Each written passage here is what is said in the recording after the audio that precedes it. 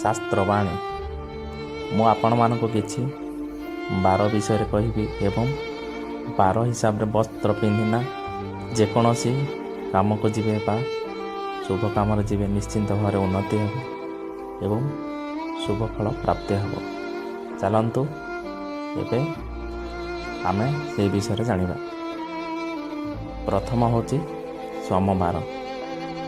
ସୋମବାର ଦିନ ଆପଣମାନେ ଧଳା ପୋଷାକ ପିନ୍ଧି ଯେକୌଣସି ଜାଗାକୁ ଯାଆନ୍ତୁ ନିଶ୍ଚିନ୍ତ ଭାବରେ ସଫଳ ହେବେ। ଦ୍ୱିତୀୟ ହେଉଛି ମଙ୍ଗଳବାର। ମଙ୍ଗଳବାର ଦିନ ଆପଣ ନାଲି ପୋଷାକ ପିନ୍ଧି ଯାଆନ୍ତୁ। ତୃତୀୟ ହେଉଛି ବୁଧବାର। ବୁଧବାର ଦିନ ଆପଣମାନେ ସବୁଜ ପୋଷାକ ପିନ୍ଧି ଶୁଭ କାମରେ ନିଶ୍ଚିନ୍ତ ଯାଆନ୍ତୁ, ଆପଣଙ୍କ କାମ ନିଶ୍ଚିନ୍ତ ଭାବରେ ସଫଳ ହୋଇଯିବ। ସେହିପରି ଗୁରୁବାର। ଗୁରୁବାର ଦିନ ଆପଣମାନେ ହଳଦିଆ ପୋଷାକ ପିନ୍ଧନ୍ତୁ ଏବଂ ଯେଉଁଠିକି ଯିବା କଥା ଯାଆନ୍ତୁ, ଆପଣଙ୍କର କାର୍ଯ୍ୟ ନିଶ୍ଚିନ୍ତ ଭାବରେ ସଫଳ ହୋଇଯିବ। ସେହିପରି ଶୁକ୍ରବାର। ନାଲି ଏବଂ ଧଳା ପୋଷାକ ପିନ୍ଧନ୍ତୁ, ଆପଣ ନିଶ୍ଚିନ୍ତ ଭାବରେ କାମକୁ ଯାଆନ୍ତୁ, ସଫଳ ନିଶ୍ଚିନ୍ତ ଭାବରେ ହେବ। ସେହିପରି ଶନିବାର। କଳା ପୋଷାକ ପିନ୍ଧନ୍ତୁ, କାରଣ ଶନିବାର ଦିନ କଳା ପୋଷାକ ପିନ୍ଧିବା ଦ୍ୱାରା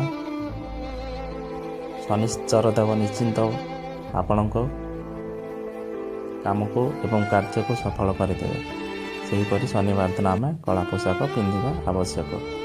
ସେହିପରି ରବିବାର ଦିନ ନାଲି ପୋଷାକ ପିନ୍ଧନ୍ତୁ, ଆପଣଙ୍କର ଦିନଟି ଶୁଭ ଏବଂ ଲାଭପ୍ରଦାୟକ ହେବ। ଯଦି ଆପଣମାନଙ୍କୁ ମୋ ମୋଟିଭେସନ୍ ଷ୍ଟୋରିଟି ଭଲ ଲାଗୁଛି, ପ୍ଲିଜ୍ ମୋ ଭିଡ଼ିଓକୁ ଦେଖନ୍ତୁ, ଏଣ୍ଡ ତକ ଦେଖନ୍ତୁ, ଆଉ ଲାଇକ୍ କରନ୍ତୁ, କମେଣ୍ଟ କରନ୍ତୁ, ସବସ୍କ୍ରାଇବ୍ କରନ୍ତୁ। ଜୟ ଜଗନ୍ନାଥ। ଆଉ ଏଣ୍ଡ ତକ ଭିଡ଼ିଓକୁ ପୁରା ଦେଖନ୍ତୁ। ରାଶି ଅନୁସାରେ କରନ୍ତୁ ଠାକୁରଙ୍କର ପୂଜା। ପ୍ରଥମ ମେଷ ଓ ବିଛା ରାଶିର ଅଧିପତି ମଙ୍ଗଳ, ହନୁମାନଙ୍କୁ ପୂଜା କରିବା ଉଚିତ।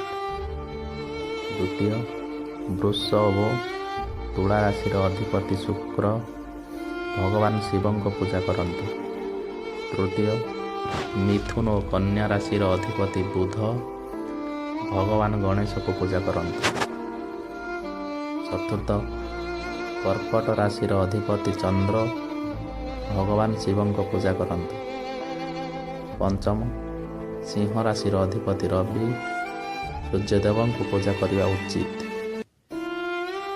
6 ଧନୁ ଓ ମୀନ ରାଶିର ଅଧିପତି ଗୁରୁ, ଭଗବାନ ବିଷ୍ଣୁଙ୍କୁ ପୂଜା କରନ୍ତୁ। ସପ୍ତମ ମକର କୁମ୍ଭ ରାଶିର ଅଧିପତି ଶନି, ଶନିଦେବଙ୍କ ଆରାଧନା କରନ୍ତୁ। ଘରେ ସୁଖ ଆଉ ଶାନ୍ତି ପାଇଁ 4ଟି କଥା ମନେ ରଖନ୍ତୁ। ପ୍ରଥମ ହେଉଛି ମୁଖ୍ୟ ଦ୍ୱାର ନିକଟରେ ସର୍ବଦା ଜଳପୂର୍ଣ୍ଣ ପାତ୍ରଟିଏ ରଖନ୍ତୁ। ରଖିଲେ ଶୁଭ ଫଳ ପ୍ରାପ୍ତ ହୋଇଥାଏ।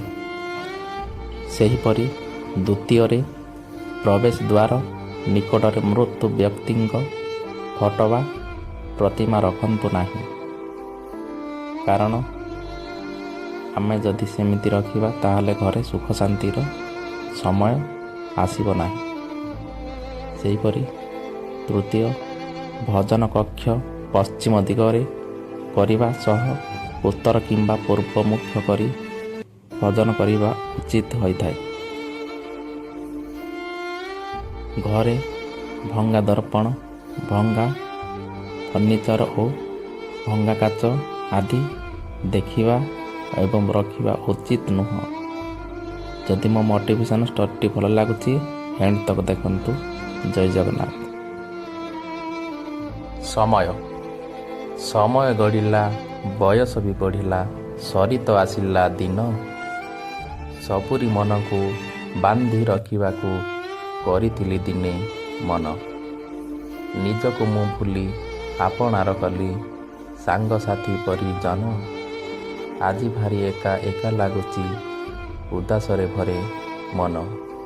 ସବୁ ଚାଲିଗଲେ ସେ ଯେ ବାଟେ ଯିଏ, ନିଜର ହେଲାନି କେହି। ଆଜି ମୁଁ ବୁଝୁଛି କେହି ନୁହେଁ କାହାର, ଦୁନିଆର ରୀତିନୀତି ଏହି। ଜୟ ଜଗନ୍ନାଥ।